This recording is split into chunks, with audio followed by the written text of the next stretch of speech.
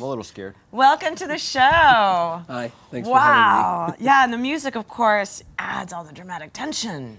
Well, that's what it's supposed to do. It's amazing. It's amazing.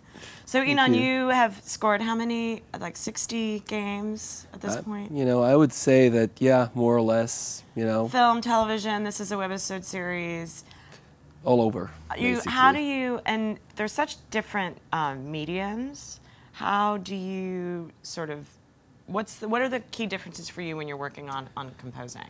Well, again, you know, I mean, you're coming out from a perspective that music always does the same thing, and that's, you know, adding the emotional aspect, the emotional, I'd say, layer of the show. And it doesn't matter if it's a film or TV or a video game or webisode or whatever, radio show. You know, it always adds this, you know, emotional thing that you really cannot bring with anything you have. I mean, it has to have some kind of an extra oomph when it comes to dramatic elements, and music does it. I can play you a scene of a girl that is being chased in a very dark place. Ooh. And play like whatever Vivaldi happy stuff, and it just won't scare you at all. And then I could just show you a little girl hopping, you know, in a nice springy day, and play you something Ligeti style, and you'll be really scared because the music does that. Just the way it is, yeah. What's interesting, and I'm not a gamer, but I have played a lot of, I have gamed. You've done, you know, massive multiplayer online games. That's true. And so that's like a whole, everything's got like a sound, and there's so many characters, and like, how do you even, doesn't that take like a year or something crazy to do, something like that? Well, again, it depends. Unlike movies or TV shows that are like bam, bam, bam. You know, remember that I've worked for the Fox Family Channel, and we had to produce music for 1 or sometimes even 2 a week, you know, so that goes really fast. In games, you're sort of like growing up with the game, and you're being developed with a game that is being developed. And so it takes longer because the game is just growing, being, you know, longer.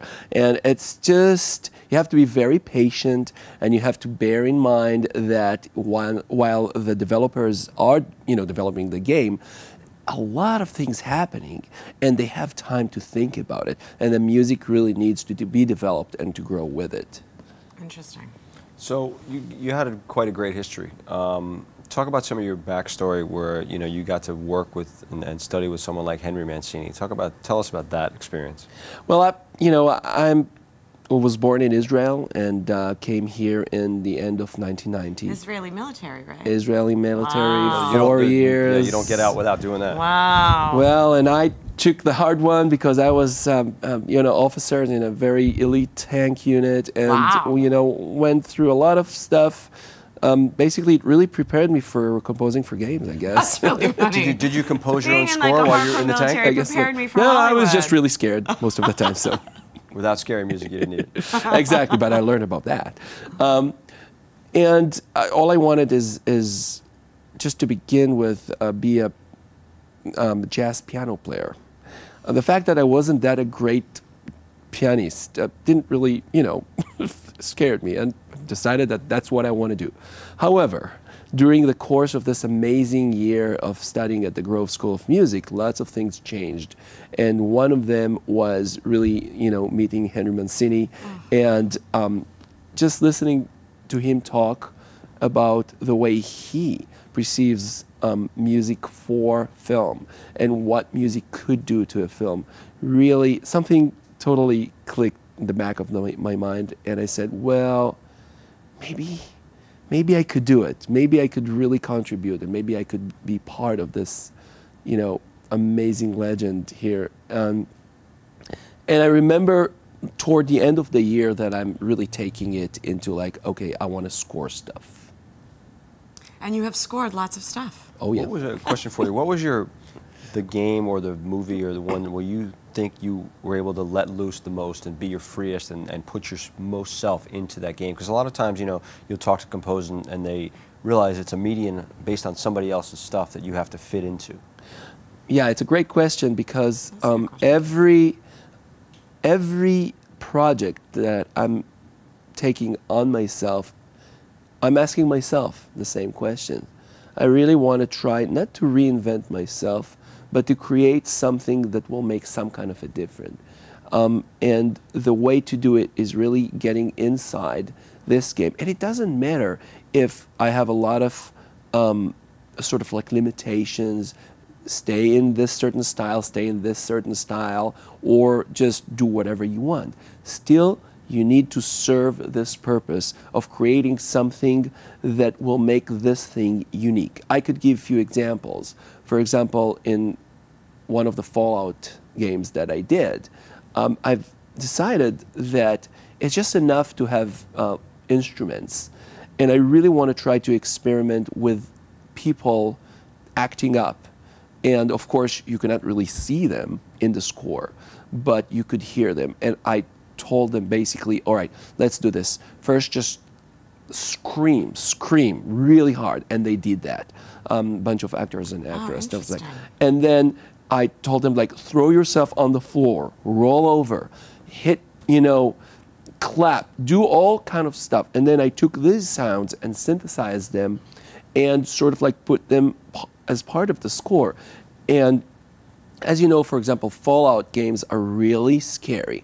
And sometimes the instrument really cannot bring this horror feeling.